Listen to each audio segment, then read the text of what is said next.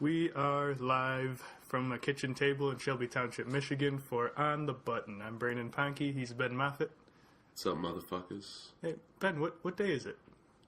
Guys, happy steak and a blowjob day from all of us here at On the Button. That's a beautiful day. Hope it's a juicy one. On both ends of the spectrum. Yeah, it's 1 month from Valentine's Day, where the guys got to get paid back. Hell yeah. We also get pie, because it's pie day. Wow, I remember Valentine's Day 1 month ago, we did two episodes, episode 3 and 4 with Tony. Yes, we did. And then we said he wouldn't be with his girlfriend anymore because we did 2 episodes instead of going to his dinner reservation with his girlfriend on That's Valentine's probably Day. why he hasn't come back. She killed him. Sorry, Tony. Anyway, we're going to geek out a little bit about Saturday's fights. Belfort and Gastelum. Dust off my shoulders, because you gotta let it's a hell of a card for me. That was probably your second best top to bottom pick night. Yeah, I didn't win $650 this time, but I did pretty fucking good. Yeah. So Gastelum and Belfort in the main event. I cannot believe that I'm the moron that said Gastelum's striking wasn't that great. I know.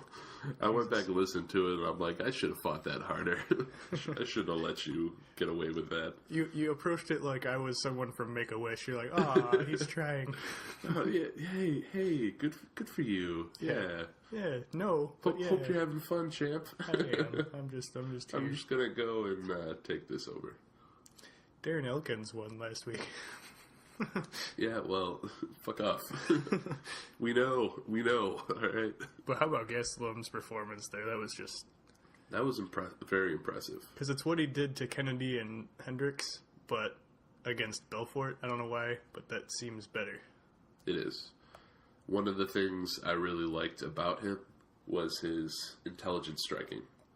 How he really gauges distance well and controls it with that straight 1-2, which is the most efficient way to control distance when you're primarily a boxer. And he never seemed like he was in trouble in that fight. Belfort didn't look bad. He was throwing some good stuff, but it's like Gastelum was in the Matrix. Like, remember there was one that he threw, I think it was spinning. The wheel kick. Wheel kick, and he just like ducked it. He's just like, all right. Yeah, everyone was almost like they were more shocked that Belfort like got off that wheel kick than anything. They're like, oh look, it's the spin and stuff. Hey, good for you. Hey, we got to get back to the home. Close up at 9. It's Belfort's old. Oh yeah. He's on his way into a nursing home. Nah, he's still a badass. He's only got one more fight. He's only got one more fight. What do you think? That's an interesting topic. No one really knows who he... Well, let's see. Who did he call out? Did he call out Anderson Silva? Oh, he might be that third person I was trying to think of. Everyone wants to fight Silva. Yeah. Because everyone knows that Silva's beatable. It's kind of weird. He's beatable, and it's a big name. One of the best ever. It makes sense, kind of. Plus, for Belfort, it's more personal because he got fucked up by Silva. That front kick to the face. That was crazy. But about Gastelum, that fight was taking me back to way back when, was it Nate or Nick? Nick Diaz. Was just that same, like, where the two jabs come almost together. He was doing that against Michael Johnson. And it looked a lot like that. It might have been Nate. Yeah, you're thinking of Nate. Yeah, Nate Diaz just had that, like, where once that left gets there, the right's all on its way already. And it looked a lot like that. Jermaine Durandamy came out and said that that's what happened with those extra strikes that were thrown against Holly Holm. Oh, that's cute. That's not what happened. It's not what happened, it's not even close to what happened. It makes a lot of sense. You got to throw those punches together.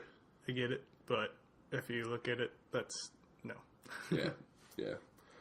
But Gastelum, I really hope he stays at middleweight. Oh, absolutely. Especially with his being younger in a division of all old guys right now. Yeah, we were looking at the top people in the division. It was like 38, 39, 37, 41, There's only like Whitaker and Joko And even Brunson was around 33, right? Yeah, Brunson's 33, Rockhold's 32, Weidman's 32. Yeah, but there's only like 3 guys in the top 10 that are under 30 right now. And he's just looks so good in his 3 fights at middleweight. Why would you want to go down? Yeah, seriously. I don't think he could make the weight either. I mean, he's had so much trouble with it. Why would he consider that? I know he's small for the division. That'll pose some issues, especially against a guy like Rockhold who has about 6 inches on him. Yeah, I know they reach, but the way he throws, it's more important to feel better. He can go high in whatever division he ends up in. Yeah, but especially if he's that good, you should be fighting where you're more comfortable and where you feel better going into the fight. Yeah, exactly. How about that co-main event in Brazil? I got the Venom hat back on. I usually wouldn't be wearing this, but Brazil. One of my few slip-ups of the night. Yeah. Volante. I overestimated Volante. He was so unintelligent in his striking. Yeah, it was bad. He's looked good before with his striking, but he was just winging out that jab for no reason, and he just looked like he didn't know what he was doing out there. He was taking a lot of unnecessary shots. Yeah, it's like he would not lead with anything but a left jab the whole night. And Shogun was like... And then the first time that he did something different, he threw a counter left hook, and that almost knocked out Shogun. Yeah. Whoa, he found success when he did anything but a straight left. And then when he was chasing Shogun, he was just throwing... Shogun had his hands up on his ears, and he was just throwing hooks instead of mixing it up to the body or doing literally anything else to try and finish the fight. And the Shogun's just like, block, block, block, block. Okay, I'm going to go recover over here. Yeah, that was tough to see. It's frustrating. It's funny because Sam was the only one behind Hua during the last podcast. We talked him out of it. Yeah, so you guys made good points. So now I'm going with Volante. That was pretty funny. But props to Hua. Sam nailed it though. I think didn't he call a late. He said he would finish him late in the fight. Yeah. Yeah, we got to give credit where credit is due. Even though he puts it down. Where he's not here for me to cut him off again and again and again. We drank a lot. But most days and nights and mornings. But props to Shogun because that's 3 straight now. Yeah, he's gonna make a push. I mean, I don't think he's gonna get the belt, but. No. But it's impressive to still be relevant. Yeah.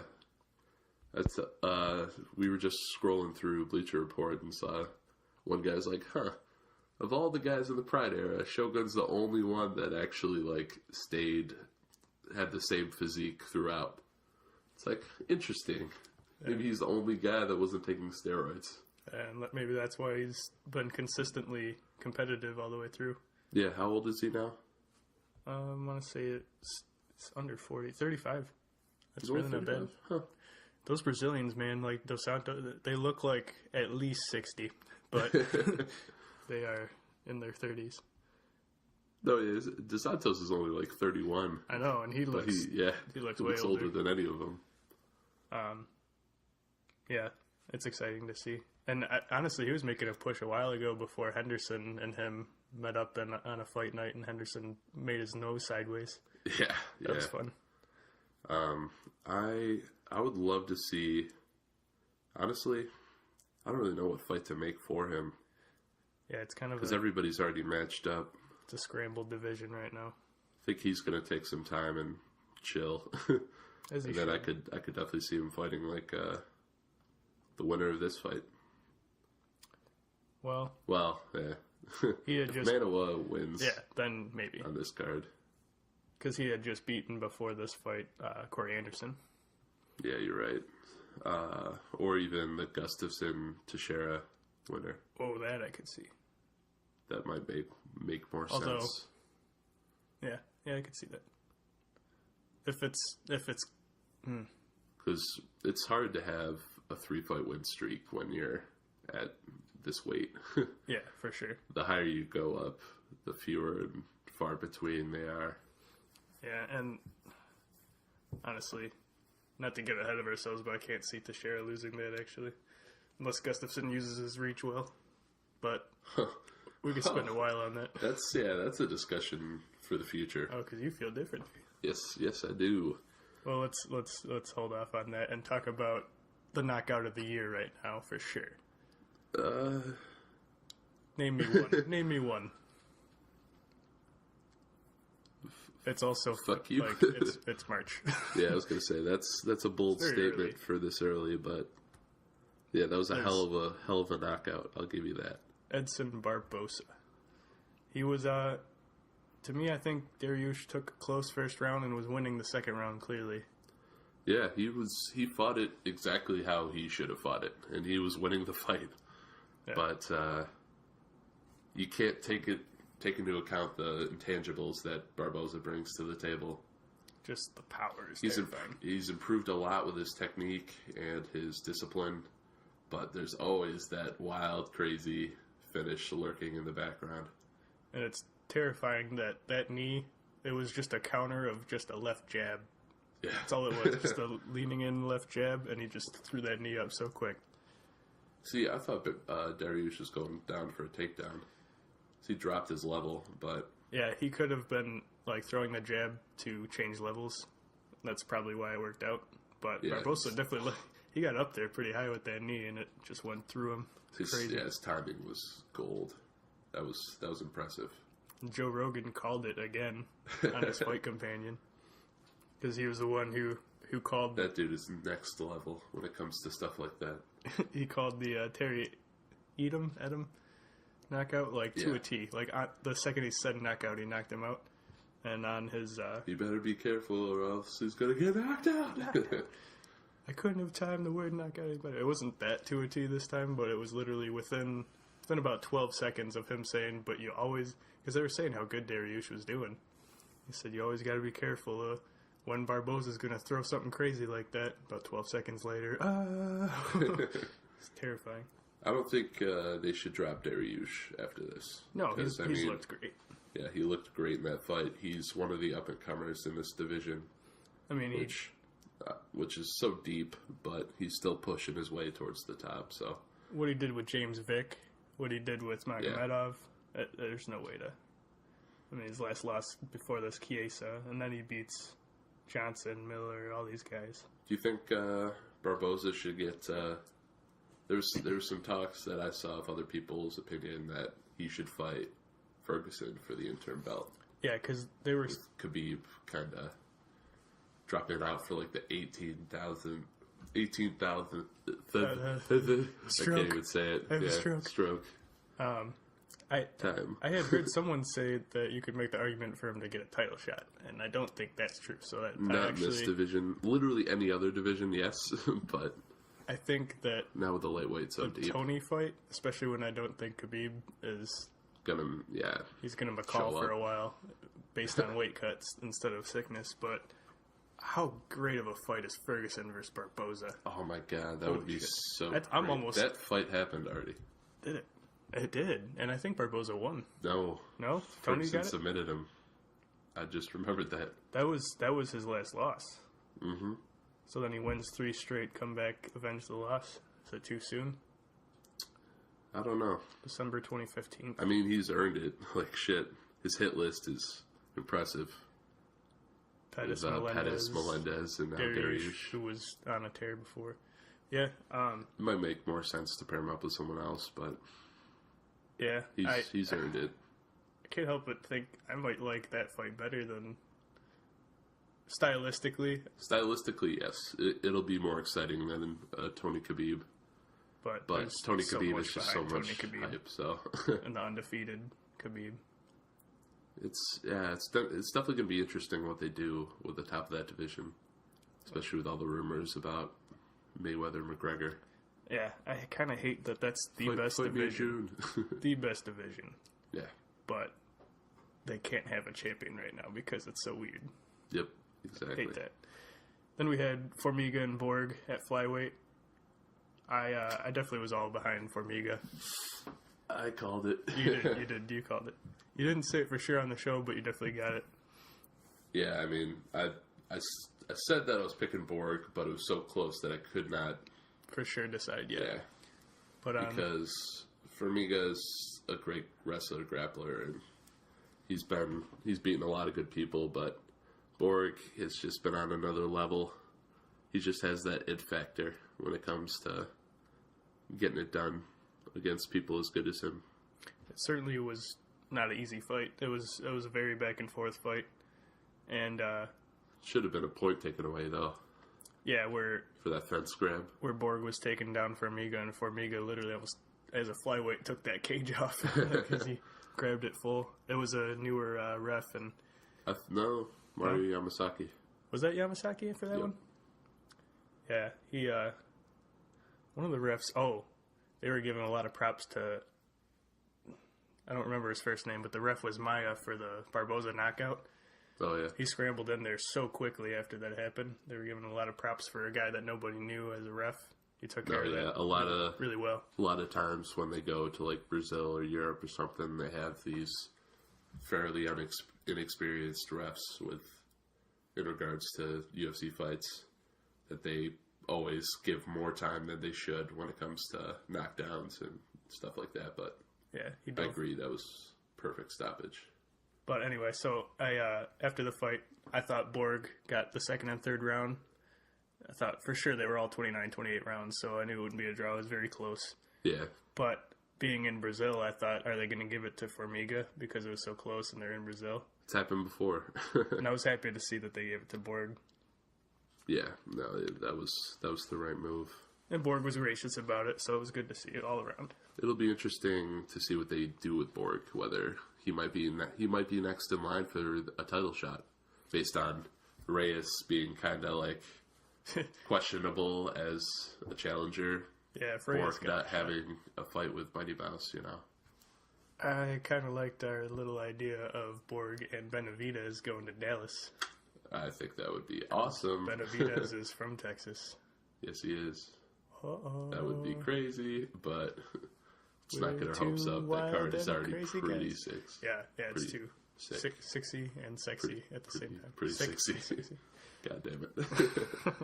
Then we had the draw of the night, which, if you go back when the rules changed, and you're talking about, a 10-8 round and a 10-7 round based on damage, duration, and domination. Yeah. This was as to a T of a draw as possible. I agree. Correia takes the first 2 rounds just based on control and more striking, but not enough that it was dominant. Yeah. Or damage. So she gets 2 10-9 rounds. Then Renault comes in and just controls her in the third, but didn't have the damage, but had the duration and the domination. So that's why it was I wish she could have gotten that finish, because then I would have been 10 for 12 instead of 9 for 11. But at the very end of the second, she tried to throw up an armbar. Oh, yeah? And Sam was telling me he had a second round submission, so he was excited about that. But yeah, nobody gets points. That was a little rough, but... Yeah.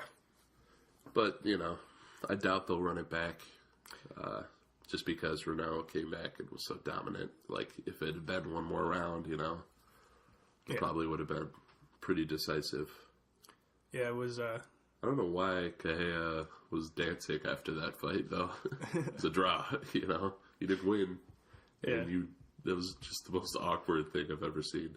I love Garbrandt's video of it. Him reacting. All right. What the fuck? Because she was doing like a nice little like hula hoop dance, and then she tried to twerk, and it was just the most awkward thing I've ever seen. It looked more like a very hard launched fart. You need to know what you just did. Get the fuck out. Yeah, it's been fun. Ben will take over for this. But honestly, it's kind of interesting that a few months ago, before the rule change, she probably would have got the win. Yeah. 29-28. But yeah, it has been interesting these first few months, seeing how decisions are different. I'm sure a lot of people don't like it, but I kind of like it. That if somebody comes back that well in the third round and controls it that much, It's also good to see how the judges were really fair with this card. Yeah. Especially being in Brazil, you've seen a couple of questionable ones in the past, but like they didn't give the edge to Cahea there, and they didn't do it for Formiga either. Yeah. It's good to see. I was happy to see that. And I like that Shogun didn't let him have the chance, although it would have been so one-sided. That one was too one-sided. That would have been 30-27, in my opinion. Then we had the rematch of the illegal knee fight with Tim Means and Alex Oliveira, where on the show... I hate myself so much. On the show, you had Oliveira. On the show, I had Oliveira. I had him for a long time. When it was first announced, for the first fight, I had Oliveira. And when the second fight was announced, Oliveira all day. And then last second, I was just like, I'll let everyone else convince me. And I switched to Means. Biggest regret of my life. Because in UFC Fantasy, if you had stuck with Oliveira, in the overall leaderboards of everyone ever on that event, you would have been... I would have been number 4. In the world. I would have been number 4 in the world for this card. Instead, I finished at 53. Still ridiculous. Yeah. For the overall, I jumped like 1,400 spots. I'm still ahead. Not in the period. In the overall. Not for long. Not for long. Well, we'll see. This is going to be an interesting weekend coming up. A lot of close fights. Very true. Then we had our boy from Detroit. Hell yeah. Upsetting Trinaldo. The Phenom, baby. Getting shit done. That was a hell of a fight. Yeah, Trinaldo gave him a little trouble in the first, but he might have dropped him. He hurt him at least. He hurt him a couple times, and he outmuscled him too. Remember Lee went for a takedown. He was like, oh shit, this dude's strong. Yeah, because, Trinaldo's looked great his last few fights for sure. Yeah, he said, he was a 7-fight win streak going into this fight. Which is against crazy. Some good fighters too. And Lee, this was his big step up in competition to see if he could hang with the top 15, which we all thought he could. We all knew he could, and he delivered. Yeah, in fantastic fashion. And it was head kick that rocked Trinaldo, and he just pounced on that opportunity. He knew that would be the perfect time to get him on the ground. Was it the rear naked? Is that what he got? Yeah. Yeah. It was like a rear naked / neck crank. Yeah. Because as soon as he rocked him, Trinaldo came in looking to get him down, and he reversed it and got the back. Yeah, Motown Phenom trying to bring the UFC to Detroit. Hell yeah. Oof. Very, very impressive. They had to use a lot fewer expletives with a lot less bleeps this time around, but... It was a little ballsy, too, because in Brazil, at the weigh-ins, he flips off the crowd. Did he? He did. He straight... And he talked about all the love he's gotten from all the fans of Brazil, too. That's kind of funny. He said, I knew everybody was going to be so hard behind Trinaldo. I just, I'm trying to get myself recognized by more people than if, I didn't. If I was just being the nice guy that came to Brazil and won the fight. At the weigh-ins, he straight just flips off the whole weigh-in crowd. Oh, damn, I wish I'd watched those. And in his interview, he ends up saying, no disrespect to Brazil. I'm just trying to make myself known. Yeah. He called out Khabib. Did he? Yeah. Huh? I was like, I know I don't think they're going to do that, but all right. Yeah. Khabib's interesting, too. We'll see if he can come back. Yeah, that's a whole other topic. We'll see what they do with him. It was interesting to see GSP just recently said that, it's only a matter of time before somebody dies cutting weight. And then people will really say something. And he's saying, hey, let's try and make something happen before something terrible happens. I agree. Some of these guys,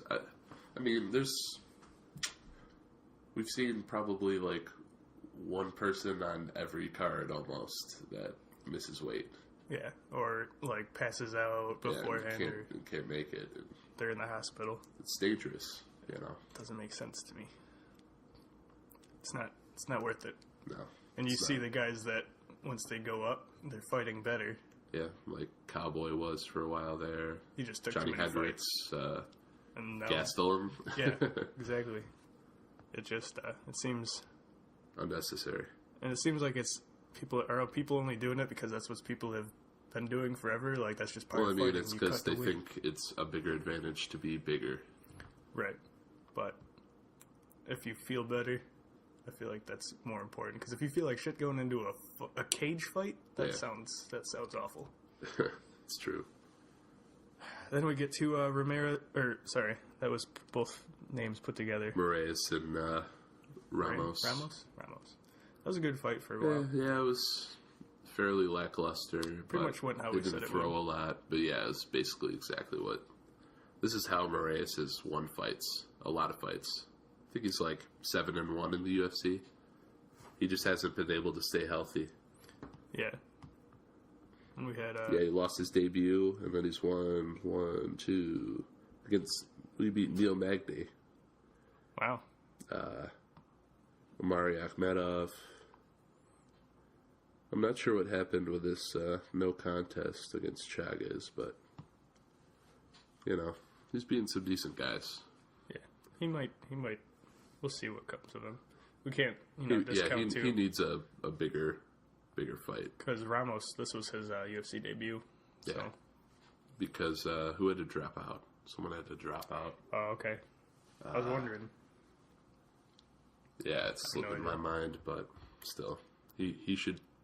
They should probably give him a ranked opponent. See where exactly he's at. Because it's how many wins now? I think it was 6. Yeah, I think he's earned it. Like a number 14, 15, 16. Yeah, exactly. Speaking of number 14, we had Ronnie Yaya. Love his name, and I liked his last few fights, but I went with Joe Soto on this one. Oh, you did? I did. Oh, okay. Yeah. Yeah. I don't know why. Me too. I thought he would just... I did it because he was a better striker, and I was impressed with his ground game. And, yeah, his last 2 fights, he had submissions. Yeah, Beal and Beltran.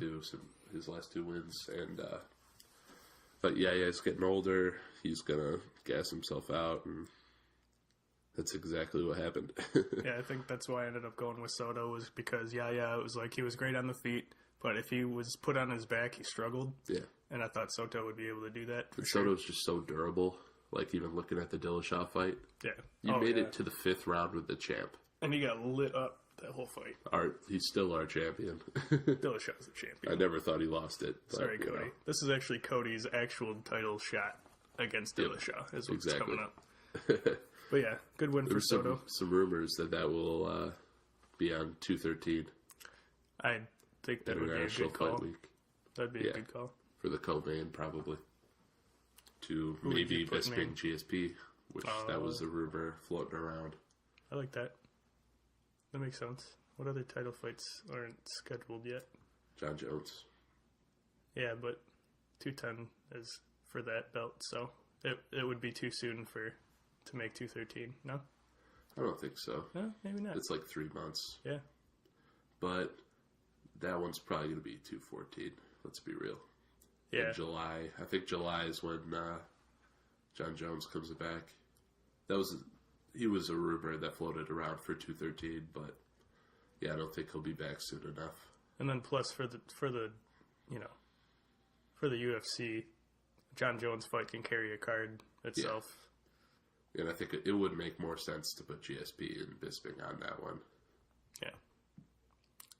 They could do it quicker if either Rumble just destroys DC and doesn't take any damage, or DC controls Rumble and that doesn't happen. But it might. That's what happened in the first fight. Because John Jones is still suspended. Right, yeah. But you said it's up. I thought it was up during International Fight Week, like right before. Yeah, it's either June or July. It's somewhere right around there. Oh, so it'll be real close. How about getting back to Brazil? Praceres, man. I thought he would win the fight, but not that well. Yeah, that was impressive. I mean, well, Josh Berkman has been 1-6 in his last 7 fights. Yeah, but we haven't seen Berkman get finished that quick. Yeah, he's usually hanging tough. Was explosive, and he landed that. It was a right hook. Yeah, and, rocked him and got him up against the cage. Almost punched himself out. I was very worried. Yeah, but he just Berkman was too far gone to survive. Yeah, Praceres was he bull rushed him and took care of him. It was really good. That was a good win for Praceres. And, I'm sure the crowd was going nuts in Brazil for that. Oh, hell yeah. I didn't have it turned up at that time, but that's okay. And we had...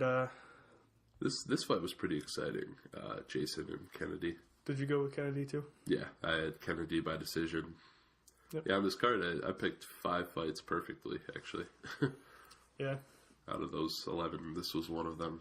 I ended up with 4 perfect, but... Jason, his record is not great recently, but he was exciting.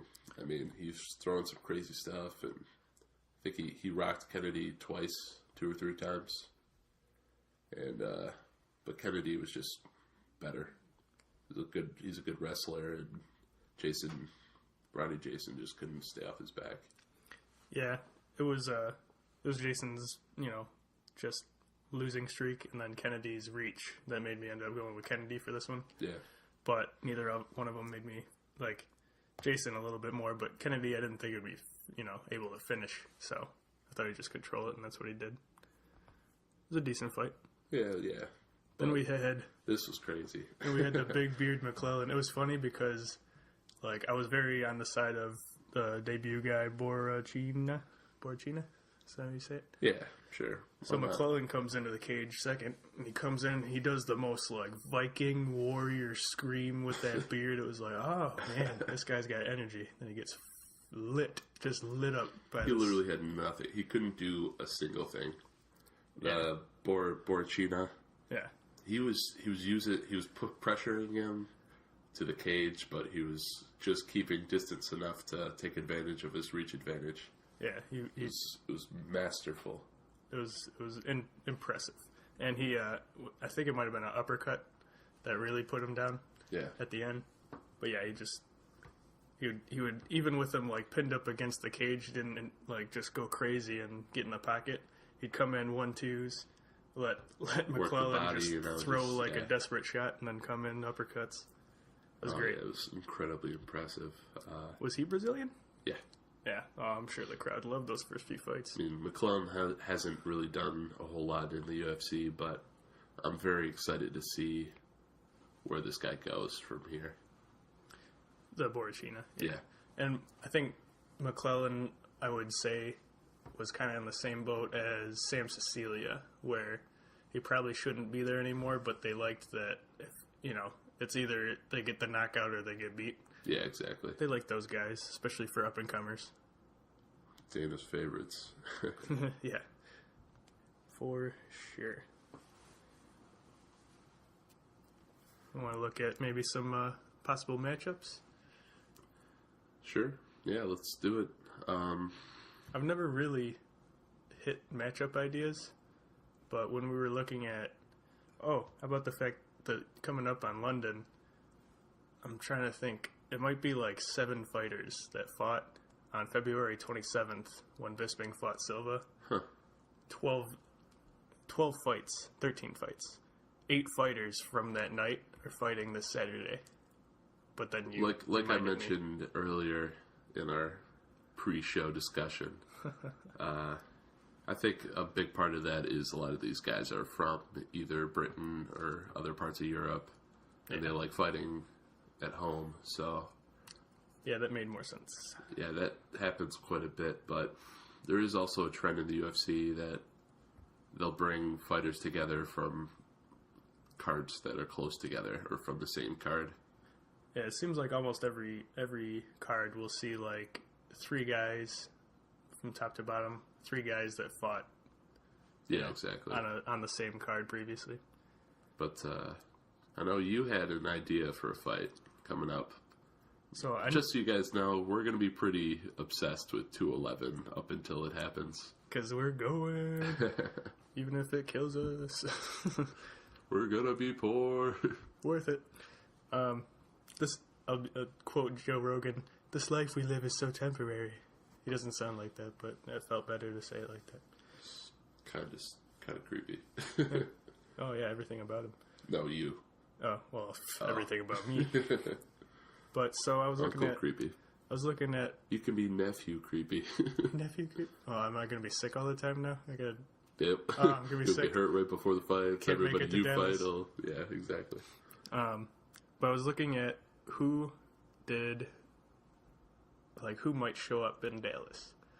And I looked at Poirier, and I saw Benitez, one of those fights that was also on Dallas, and I saw somebody else that was scheduled on Dallas, maybe Vic. And I saw Evan Dunham. And I looked at Evan Dunham, number 13, coming off of 3 wins. I was like, I could see him. It's about the right timeline to show up in Dallas. Who would he fight? Michael Chiesa is not scheduled at number 7. It's true. Also with three wins in a row. So I'm thinking Chiesa versus Dunham might get announced for 211. I like it. Some of these just kind of fall into place just like perfectly. And I think he nailed it right on the head. Chiesa, he's been calling for bigger fights, but I don't think they're going to give it to him right away. Yeah. Which, has he fought Barboza? Yes, I think. He did? Oh, okay. Then that wouldn't It might have been sense. Barboza's last fight, or loss. Really? Let me see. You sure? No, who did he lose to before? Oh, Ferguson was his last loss. Oh, okay.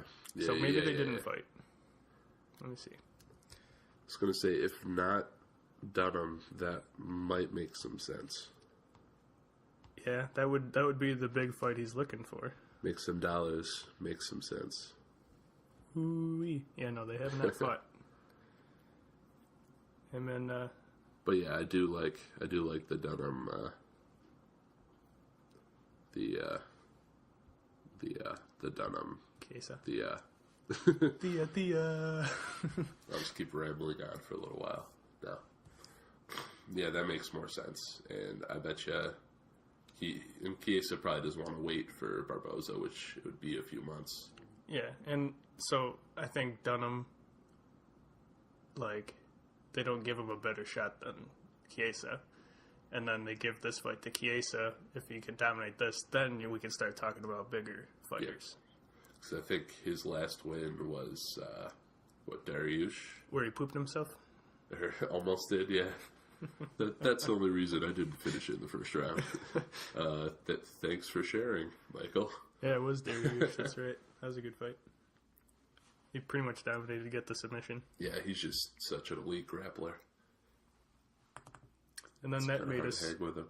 That made us feel like we should try and find some other matchups. That's when we talked about what else could show up at Dallas, and we thought of Benavidez. Borg, yeah. Since he's from Texas. Oh, and then Sage Northcutt is from Texas. Northcutt hasn't had a fight in a while since the Mickey Gall loss. Yeah, was that 2 straight losses after that? Yeah, and it would make some sense for them to put him maybe as like the Fight Pass main, the main fight on Fight Pass. Give him probably a debut guy to build him back up. Get the crowd behind him being from Texas. Yeah, exactly. From Kelly Katy. Katy, Texas was the town. It's kind of close to Dallas, so they'd like that. Yeah. Interesting. Yeah, that would be really cool. But who would he fight right now? Debut. Definitely. Okay. Yeah, I couldn't see it being any other fighter. They'd have to. Yeah, he's a guy that they rushed up the ladder because he couldn't hang. He might have been one of the first guys that came out of looking for a fight. Is that where he was out of? I think so. Let's see. You would know more than I would when it comes to that. I definitely never watched one, but they can't have him fight without saying came out of Dana White's looking for a fight. Oh, of course. It goes around with Matt Serra and Dean Thomas and a few other guys sometimes. Sure, yeah, why not? It's a terrible show, really. We're better. Are we? No. Kinda. Well, it's still early. We'll see. Oh, he's actually 1-2 in his last 3. Lost to Barberena, beat Enrique Marine, and then the loss to Mickey Gall in December. Oh, okay. So the timeline would be perfect, though. For sure. Either a debut guy or just another a guy coming off maybe some losses. Yeah. kind of like those fights too. For early fights in a card, I like fights where, you know, hey, you guys have both lost a few fights. Now battle to stay in this thing. Yeah, a little desperation. It's a beautiful thing. Because it keeps all the the same qualities of a dogfight. And it keeps the same, like, yeah, it keeps the same intensity of, you know, all right, you guys, maybe a number 4, number 5, fight it out to see who gets closer to the title shot. Exactly. Yeah, that's definitely exciting. Let's see. We were trying to figure out, now that Ngannou is not going to get Kane, because Kane is not coming back. Yeah, he's not going to rush it for a while. Now, does that make you think Lewis? No. No, because... Overeem. Actually, no, sorry. Lewis, Overeem. Ngannou would probably fight... Shoot, I had it. Even after a knockout of Mark Hunt? Is that too big a jump? Oh, Verdum, sorry. Oh, Verdum. Yeah. Yeah, we like that. I think that would make a lot of sense. Especially since probably on the feet, definitely Ngannou, but both very good at wrestling. Yeah, exactly. That's a good matchup. I like that. Test them a little bit. Especially since Verdum's been saying no to so many fights. Yeah. And he's been wanting Kane or a title shot, but Kane's not happening, title shot's not happening. So definitely not. If he wants that, he's going to have to beat the up-and-comer. Yeah, if you really want a title shot, after the way you lost it, you gotta get a win. Definitely. You gotta earn your way back, especially after you have Overeem. You know, Overeem loses his title shot and then knocks out Mark Hunt like it's nothing. That makes a better case for me than Verdum. Yeah, true. Although Verdum, it was... But I don't want to see Brown. Ngannou and Lewis paired together. Yeah, and I don't think the UFC does either. Yeah, exactly. I think...